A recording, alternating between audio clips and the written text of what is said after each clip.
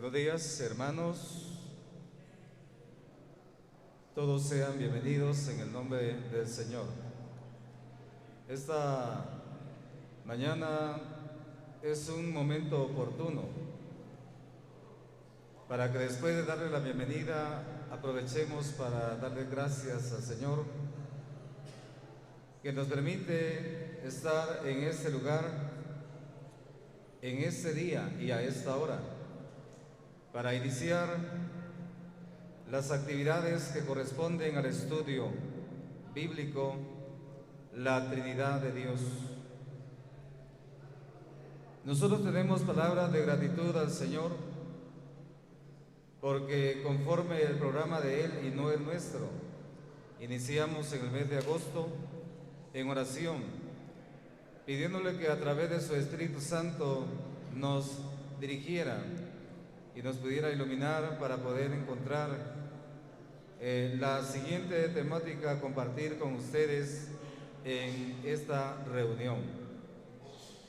Ha sido un día de trabajo, pero de mucha bendición, y querer compartir con ustedes en esta jornada se hará de la siguiente manera: la jornada de la mañana, la jornada vespertina y también en la noche.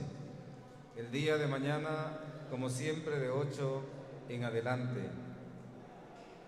Hermanos, acá presentes hemos orado mucho por todos ustedes, que a raíz de las situaciones difíciles de nuestro país pudiéramos finalmente encontrarnos en este lugar y compartir momentos agradables, pero sobre todo momentos de edificación de nuestra vida espiritual. Vamos a leer una porción de la palabra del Señor que se encuentra en la primera carta que escribe Pedro, capítulo 1, versículos 1 al 2.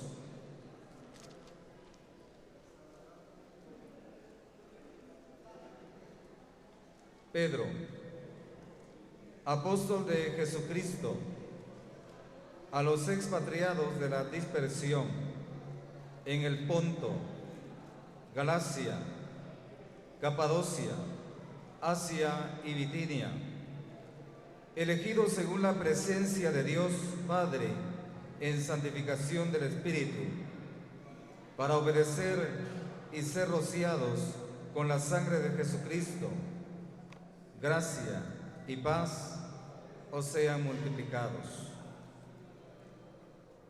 Como nos damos cuenta, en esta introducción que contiene la salutación que Pedro le envía a los hermanos que se encuentran fuera de su nación, la salutación contiene esencialmente la bendición de Pedro apóstol, cuya acreditación él ha obtenido a través de Jesucristo mismo, y al mismo tiempo se dirige exaltando la presencia de Dios Padre y a la vez reconociendo la santificación en el Espíritu. La Trinidad no es cualquier doctrina.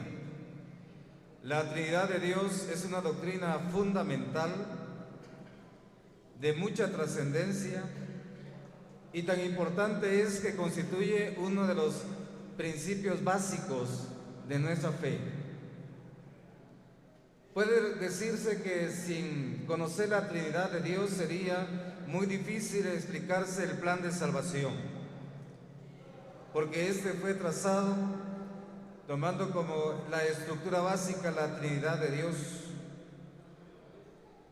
La Trinidad de Dios no es un tema para especular, sino que es un tema para adorar, reconocer.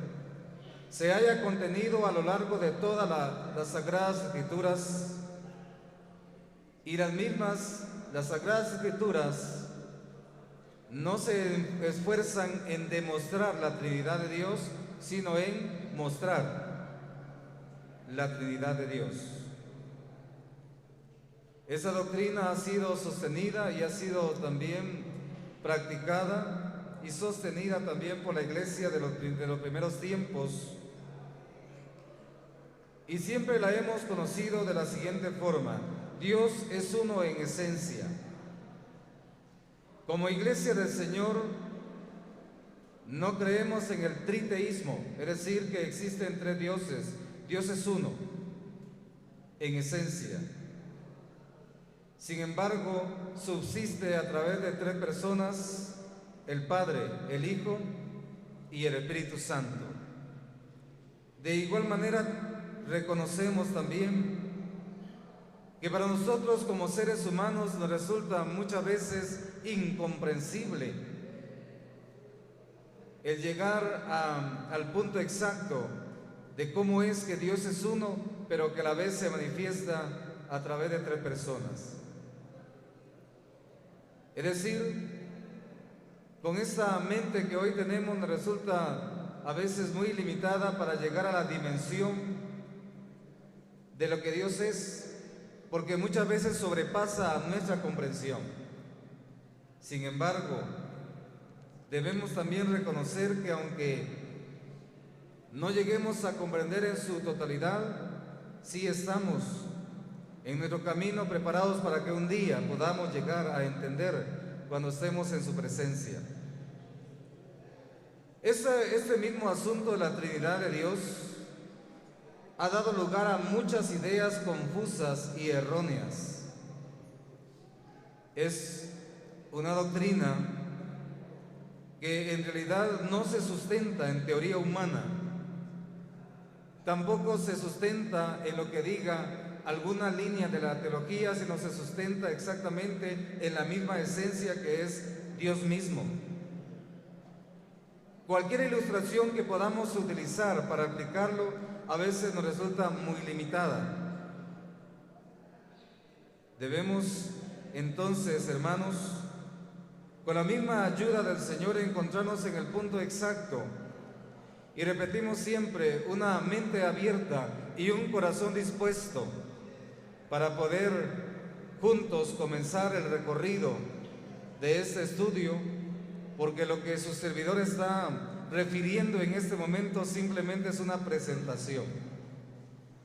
Usted y yo vamos a encontrarnos a lo largo de estas jornadas con puntos muy importantes que nos van a reforzar lo que ya conocemos acerca de Dios. Y también no se olvide usted que paso a paso es el mismo Espíritu Santo el que nos deberá ir mostrando, aclarando siempre, guiándonos para fortalecer lo que sabemos de la palabra de Dios.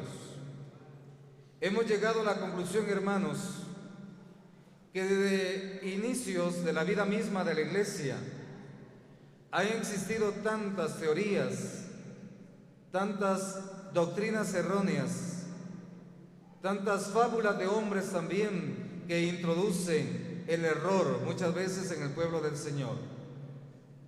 Hoy conocemos nosotros de tantas teorías que andan alrededor, pero no sabemos las que vendrán el día de mañana. El mundo es así. El enemigo se ha aprovechado aún de la misma palabra de Dios para introducir confusamente ideas que trastornan la fe del pueblo de Dios. Por eso mismo, hoy más que nunca, se hace necesario fortalecernos en los principios básicos de nuestra fe y asimismo transmitirlo al pueblo del Señor hasta que Cristo venga. Que el Señor nos siga bendiciendo y preparémonos para escuchar la primera exposición, Dios Padre. Amén. Amados hermanos, Dios les bendiga y muy buenos días para todos. Dadas las circunstancias que está pasando en nuestro país, nosotros teníamos temor que muchos de ustedes no vendrían, pero como el Señor es maravilloso, todopoderoso, pues tenemos la oportunidad de venir y estar aquí gozándonos en comunión unos con otros y poder compartir también algo de la palabra del Señor. A nosotros nos costó bastante la llegada. Llegamos ayer en la madrugada, como a las 4 de la mañana, pero el Señor nos franqueó el camino, nos abrió la puerta. los diversos lugares donde se estaba dificultando el paso. Llegamos muy felices, glorificando al Señor. Verdaderamente, hermanos, es un gozo tener la dicha de creer en un Dios que todo lo puede. Yo les invito en esta mañana, ya que vamos a comenzar a meditar la palabra del Señor, vamos a leer en el Salmo 19, Salmo 19 y versículo primero. Y nos dice así este versículo: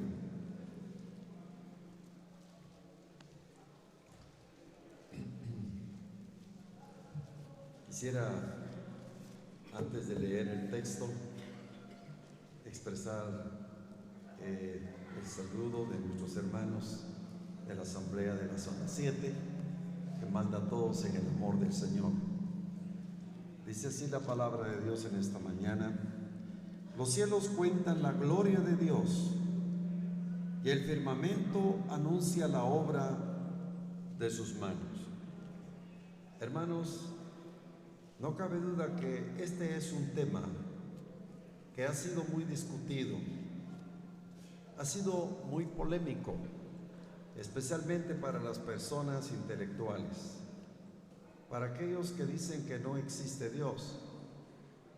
En el Salmo 14 dice: dijo el necio en su corazón, no hay Dios.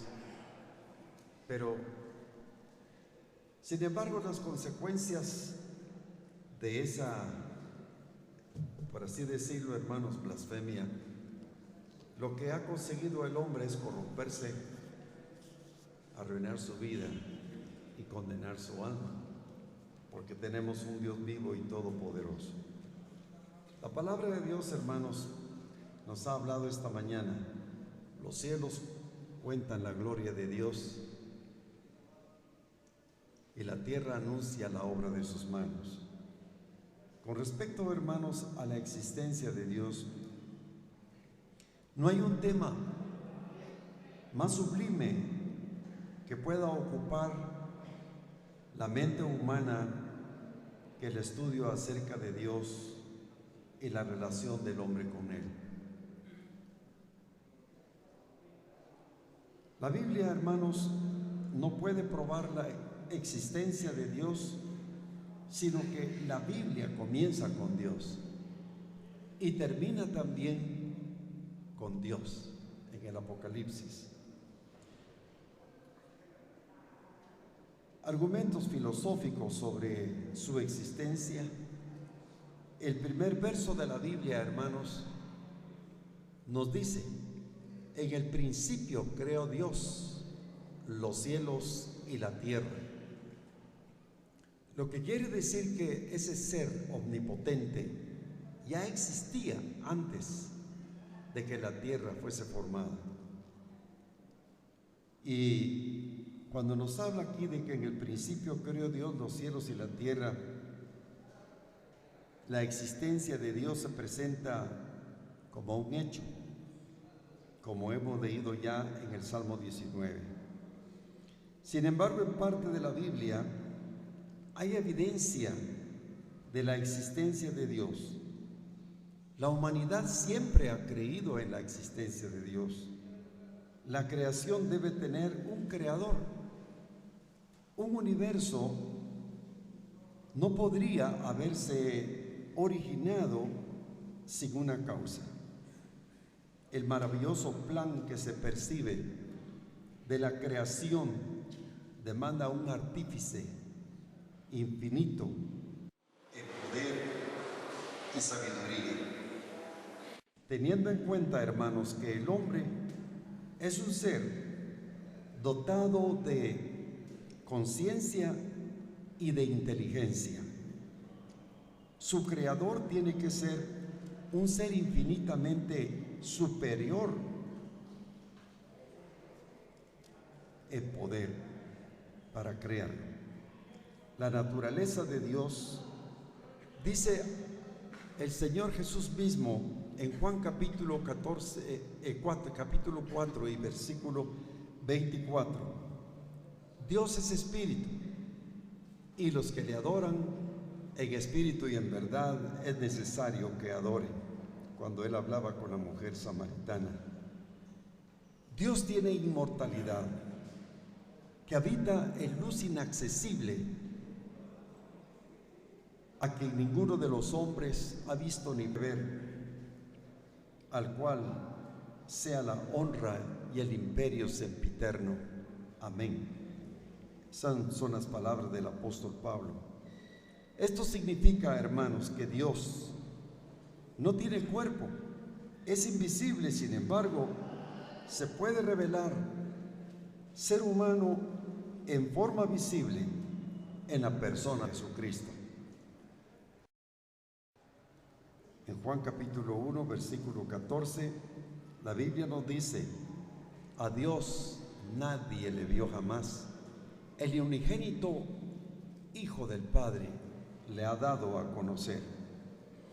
Hermanos, aparte de esto, cuando dice la Biblia, en el principio creó Dios los cielos y la tierra, podríamos hablar acerca de el Todopoderoso que formó la tierra.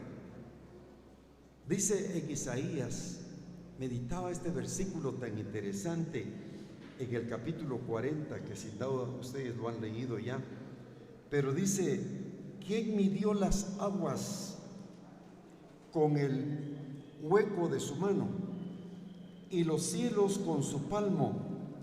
Con 3 dedos juntó el polvo de la tierra y lo pesó,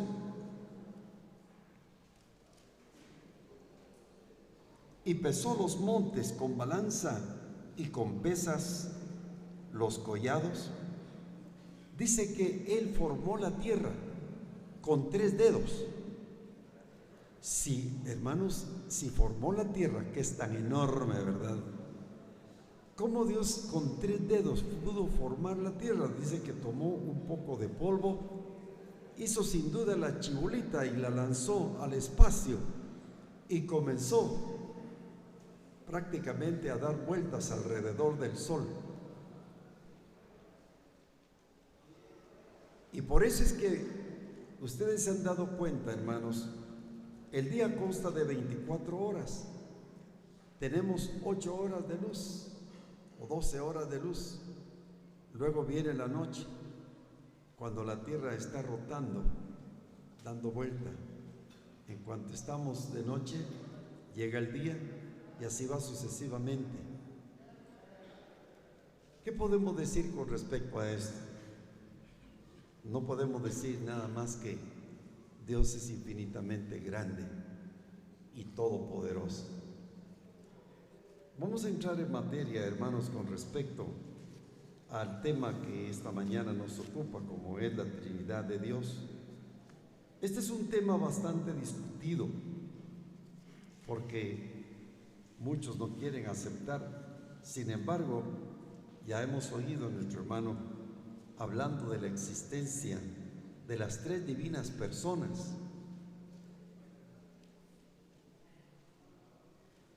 Como es el Padre, el Hijo y el Espíritu Santo. En primer lugar, les hablaré acerca del Padre como primera persona. Se indica que hay 3 divinas personas: el Padre, el Hijo y el Espíritu Santo, y que ellos son un solo Dios. La primera persona es asignado como el Padre. Por lo tanto, hermanos, el Padre no es la Trinidad, el Hijo no es la Trinidad, el Espíritu Santo no es la Trinidad, sino las 3 divinas personas forman la Trinidad. Luego, hermanos, está presentada en el Antiguo Testamento, y estos términos se dan a las personas de la Trinidad. El Nuevo Testamento define y revela la doctrina total. Y en esta revelación neotestamentaria, el Padre aparece eligiendo, amando y dando. El Hijo se presenta o se revela sufriendo, redimiendo y sustentando. Mientras que el Espíritu Santo manifiesta o se manifiesta regenerando, impartiendo poder y santificando. La revelación del Nuevo Testamento se centraliza en revelar a Jesucristo, pero a la vez presenta a Cristo como el Hijo de Dios. La verdad de Dios Padre es de esta manera revelada, dado el don irreversible del Padre, mandando y comisionando al Hijo. El Hijo comisionando al Espíritu Santo. Y el Espíritu Santo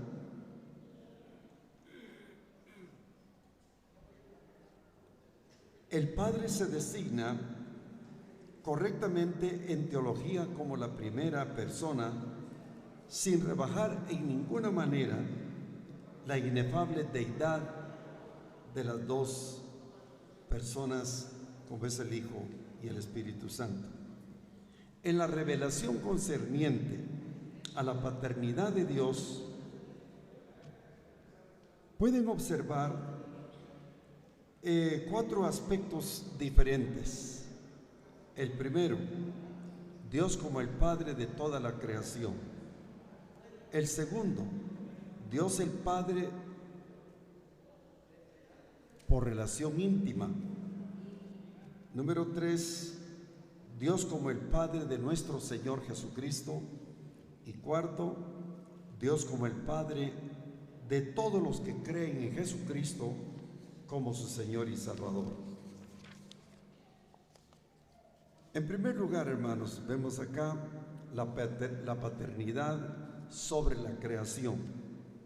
Aunque las 3 personas participando en la creación y sostenimiento del universo físico y de las criaturas que existen en él, la primera persona, o sea, Dios el Padre, en una manera especial, es el Padre de toda la creación. De acuerdo a Efesios capítulo 3, 14 y 15, Pablo nos dice: por esta causa doblo mis rodillas al Dios y Padre de nuestro Señor Jesucristo, quien toma nombre toda familia en los cielos y en la tierra. Aquí toda la familia de criaturas morales, incluyendo ángeles y hombres, nos declara para constituir una persona de la cual Dios es el Padre. De manera similar, en Hebreos capítulo 12, versículo 9, la primera persona es nombrada como el Padre de las luces, o de los espíritus, perdón. Lo que parece otra vez indicar o incluir todos los seres morales como ángeles y hombres. De acuerdo a Santiago capítulo 1 versículo 17, la primera persona es Padre de las luces, una expresión peculiar que parece indicar que Él es el originador de toda es decir, de toda luz espiritual. En Job capítulo 1 y versículo 6 nos indica: un día vinieron a presentarse delante de Jehová los hijos de Dios. En el capítulo 2, versículo 1, nos dice: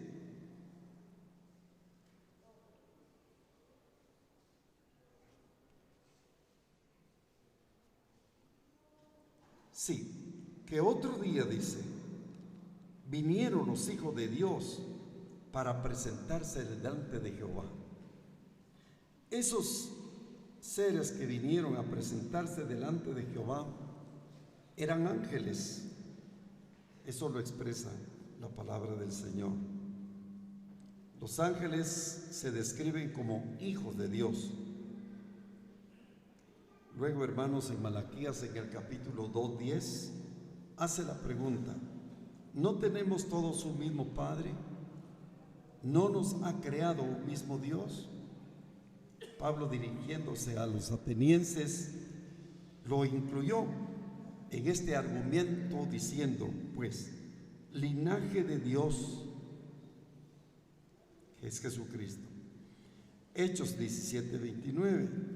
Y en 1 Corintios 8:6 se hace la declaración: para nosotros, sin embargo, solo hay un Dios, el Padre, del cual proceden todas las cosas. En las bases de estos textos hay suficiente campo para concluir que la primera persona de la Trinidad, como el Creador, es el Padre de toda la creación.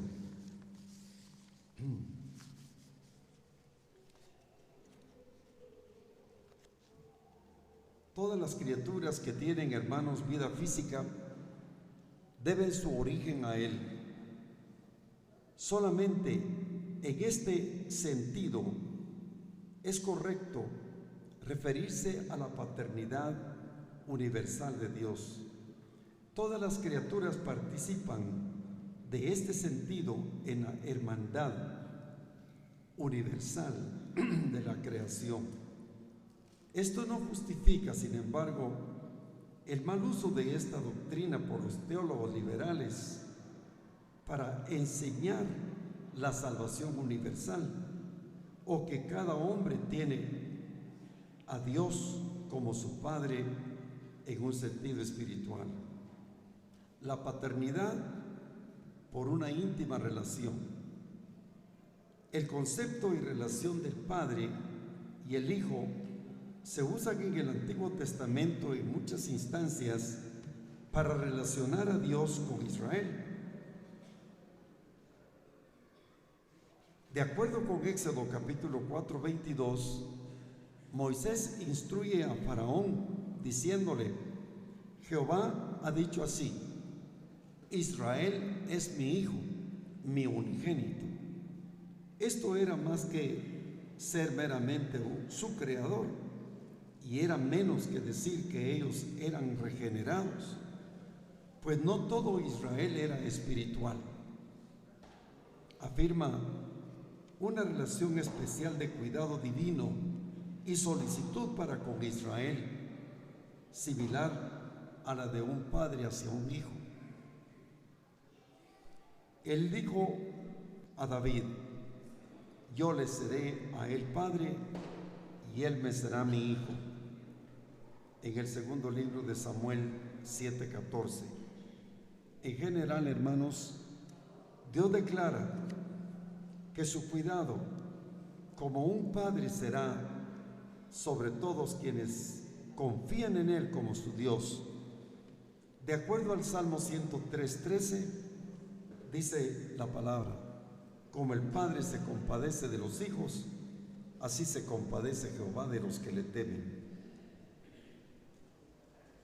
El siguiente punto: el Padre de nuestro Señor Jesucristo. La primera persona se describe como el Dios y Padre de nuestro Señor Jesucristo, Efesios 1:3.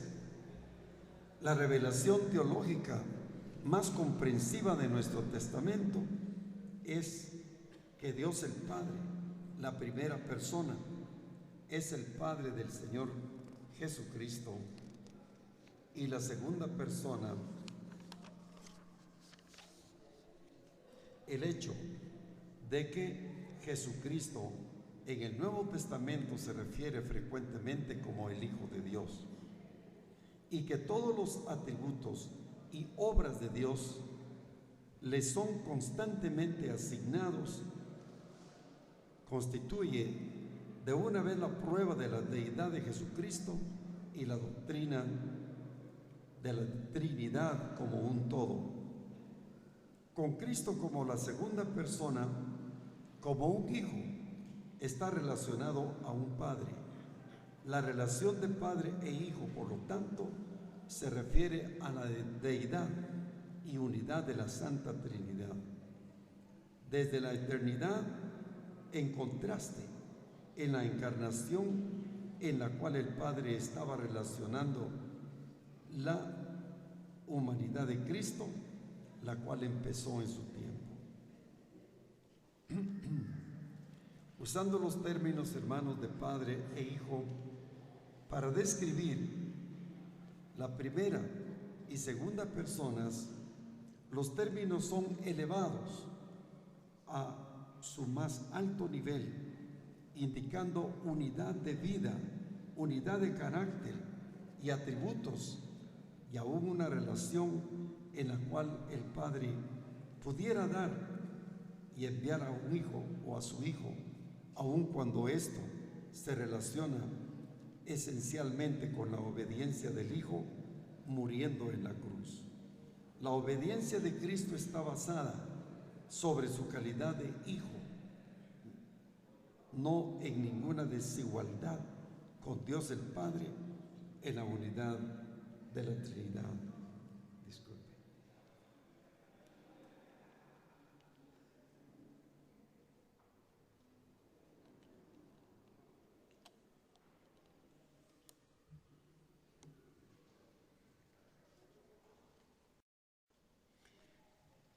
Muestra que la relación entre la primera y la segunda persona de la Trinidad, y en la realidad la de un padre con un hijo o con su hijo, y la de un hijo con su padre, en 2 de Corintios capítulo 1 y versículo 3 nos dice la palabra de Dios: respondió Simón Pedro y dijo: tú eres el Cristo, el Hijo de Dios.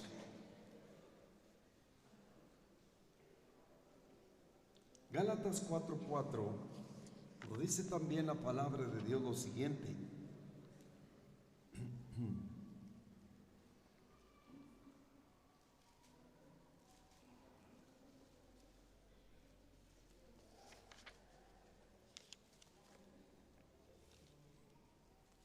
pero cuando vino el cumplimiento del tiempo, Dios envió a su Hijo, nacido de mujer y nacido bajo la ley.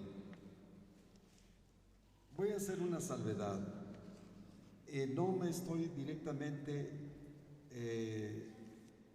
citando los textos para leerlos y estarlos buscando uno por uno, porque nos llevaría mucho tiempo y no podría explicarles todo. Pero los textos los tengo aquí anotados para que ustedes los puedan leer, y en su oportunidad, cuando ustedes adquieran el librito que se imprimió, ustedes ahí van a tener todo absolutamente concentrado con respecto al tema que estamos hablando en esta mañana, de la Trinidad de Dios. También aquí la Escritura nos habla en Hebreos, en el capítulo 12 y versículo 2. Hebreos 12, versículo 2. 1:2. En estos postreros días, Dios nos ha hablado por el Hijo, a quien constituyó heredero de todo y por quien hizo asimismo el universo. Bien, de esta relación, hermanos, ilustra verdad vital de que para hacerse accesible a nosotros, condesciende a expresarse en la forma de pensamiento que corresponde a una mente finita. Aunque brevemente mencionada en el Antiguo Testamento, el Salmo 2 y versículo 7 nos dice: yo publicaré el decreto, Jehová me ha dicho, mi hijo eres tú, yo te engendré hoy.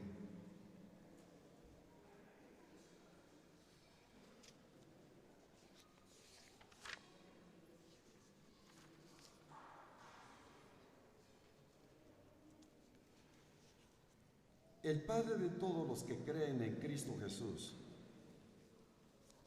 En contraste, hermanos, el concepto de Dios el Padre como Creador, el cual se extiende a todas las criaturas, está la verdad de que Dios es el Padre en una manera especial de aquellos que creen en Cristo y han recibido la vida eterna.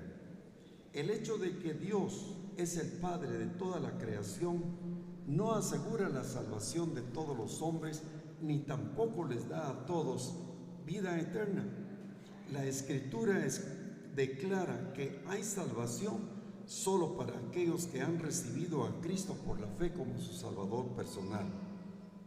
La afirmación de que Dios el Padre es el Padre de toda la humanidad y que hay, por lo tanto, una hermandad universal entre hombres no significa que todos los hombres sean salvos e irán al cielo. La Escritura enseña, en lugar de lo anterior,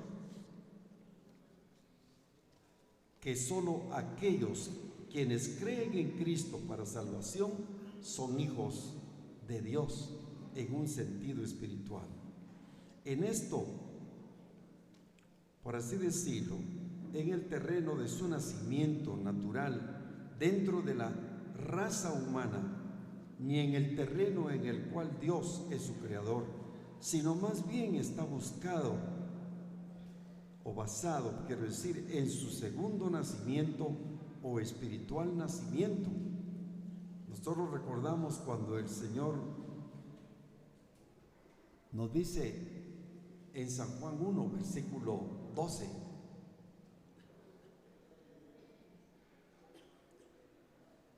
los cuales no son engendrados por voluntad de carne, ni voluntad de sangre, ni voluntad de varón, sino de Dios. O sea que la persona que quiere ser salva necesita primero arrepentirse de sus pecados y recibir a Cristo como su Señor y Salvador. Juan 3, versículo 3, allí dice la palabra del Señor, que el Señor habló con Nicodemo, a quien le dijo que si no nacía otra vez, no podía ver el reino de Dios. Tito 3 nos dice la palabra del Señor de la siguiente manera. Tito 3, versículo 4 al 7.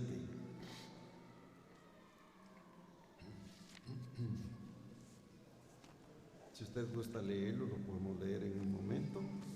Tito 3.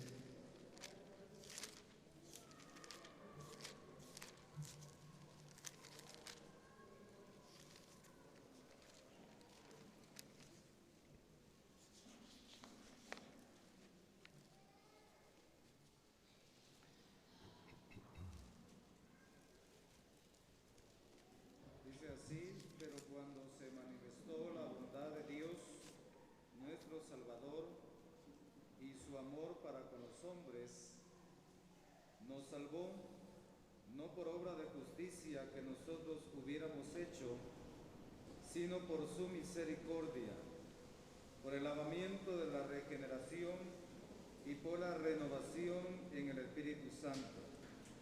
Gracias.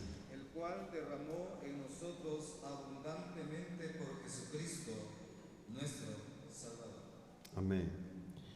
Gracias, hermano. Muy bien, hermanos. Aquí vemos que la salvación la adquiere la persona regenerada, aquel que recibió a Cristo como su Señor y Salvador y goza de esa transformación de vida. De lo contrario, el hombre no puede ser salvo.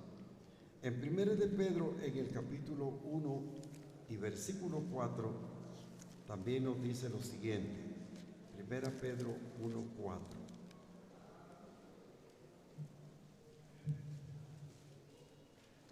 Por medio de las cuales nos ha dado preciosas y grandísimas promesas, para que por ellas llegaseis a ser participantes de la naturaleza divina, habiendo huido de la corrupción que hay en el mundo a causa de la concupiscencia. Muy bien, una persona puede gozar de regeneración de vida real y verdadera mediante ponga su fe en Jesucristo como su Señor y Salvador. Y hay otros versículos, hermanos, que se agregan a esto. Y quiero decirles algo en calidad de aclaración. Muchas personas han recibido a Cristo Jesús como a su Salvador personal y lo han hecho de una forma tan sincera que podríamos decir que si sus vidas han sido transformadas y han crecido y han sido santificadas por el Espíritu Santo, estas personas jamás van a perder su salvación. Por ahí anda la doctrina de que el creyente puede perder su salvación. Pero hermanos, bíblicamente hablando, la salvación no se pierde. Una vez que la persona recibió a Cristo Jesús como a su Salvador personal, esta persona fue sellada con el Espíritu Santo. Y esto nos habla de propiedad. Es algo que jamás nadie se lo puede quitar. Incluso, hermanos, cuando un creyente en Cristo ha caído en algún pecado, esta persona, como dicen algunos, perdió su salvación. La Biblia no dice así. La Biblia nos aclara que abogado tenemos para con el Padre, a Jesucristo el justo. Él es la propiciación por nuestros pecados. Lo que quiere decir que en realidad el Señor es amplio en perdonar. El Señor es misericordioso para perdonar al creyente que ha caído. Es cierto que el Señor emplea su disciplina a los hijos que aman, porque también pudiera ser que algunos confiesan ser cristianos, que reciben a Cristo, pecan, ¿qué podríamos decir? Si una persona no es regenerada, tendrá que seguir pecando toda la vida. No se verá cambio en su vida. Pero un verdadero cristiano, el temor de Dios lo caracteriza y no cabe duda, él seguirá el proceso de santificación que el Espíritu Santo va a hacer en su vida. Eso es una bendición. Yo le pregunto a usted, ¿lo experimenta usted? ¿La santificación? Yo creo que sí, ¿verdad? Si usted tiene a Cristo y usted de corazón lo hizo, estoy seguro que usted está en ese proceso como su servidor de santificación. Y estamos seguros de que nuestra salvación no la vamos a perder. Tengamos seguridad de esto, hermanos. Jesucristo, como Hijo de Dios, es nuestro intercesor entre Dios y los hombres. Y cuando un creyente peca y le confiesa su pecado al Señor y le pide perdón, el Señor Jesucristo, a la diestra del Padre, está como mostrándole sus heridas, de sus manos, de sus pies, de su costado herido, como diciéndole: yo morí por él, perdónalo, yo morí por él. Hermanos, no de balde Cristo resucitó de los muertos, resucitó para nuestra justificación y ahora vive para interceder por nosotros. Bendito sea su santo nombre. La paternidad de Dios, hermanos, es una doctrina importante del Nuevo Testamento. Según Juan capítulo 20 y versículo 17, me voy a permitir leerlo. Juan 20, 17.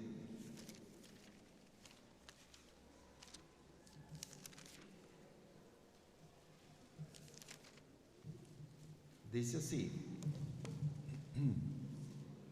Jesús le dijo: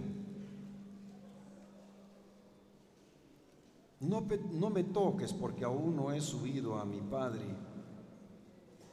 mas ve y anuncia y diles a mis hermanos, y diles: subo a mi Padre y a vuestro Padre, a mi Dios y a vuestro Dios.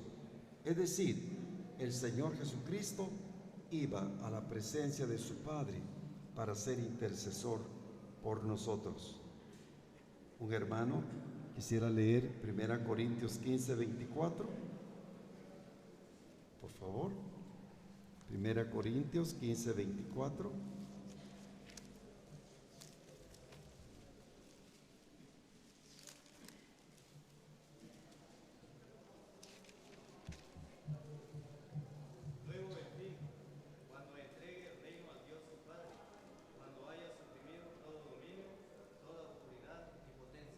Gracias, hermano. Luego el fin dice, cuando entregue el reino al Padre,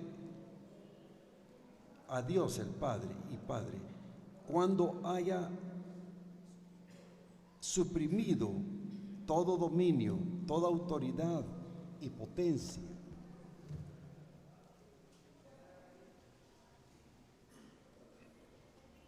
Bien, la seguridad, hermanos, del amor y el cuidado de nuestro Padre Celestial es un gran consuelo para los cristianos y, por cierto, un estímulo a la fe y también a la oración.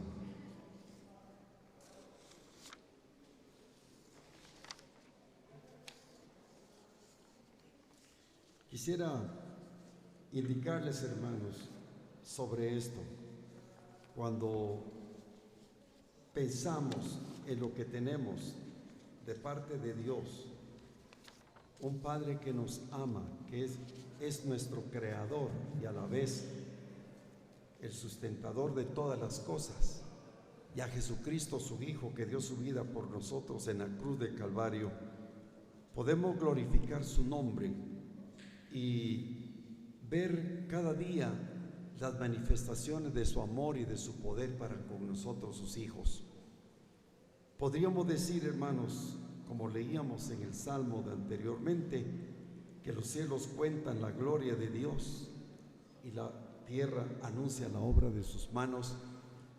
Hay un himno que cantamos con mucha frecuencia que dice: Señor mi Dios, al contemplar los cielos, el firmamento y las estrellas mil, oír su voz en los potentes truenos y ver brillar al sol en su cenit. Mi corazón entona esta canción: cuán grande es Él, cuán grande es Él. Verdaderamente, hermanos, la bendición de Dios es grande para que nosotros podamos glorificar su precioso nombre por lo que Él es para nosotros. Amarle, glorificarle, respetarle y serle fiel todos los días de nuestra vida. Deseo que el Señor bendiga este inicio, hermanos, de meditación en su palabra en esta hermosa mañana.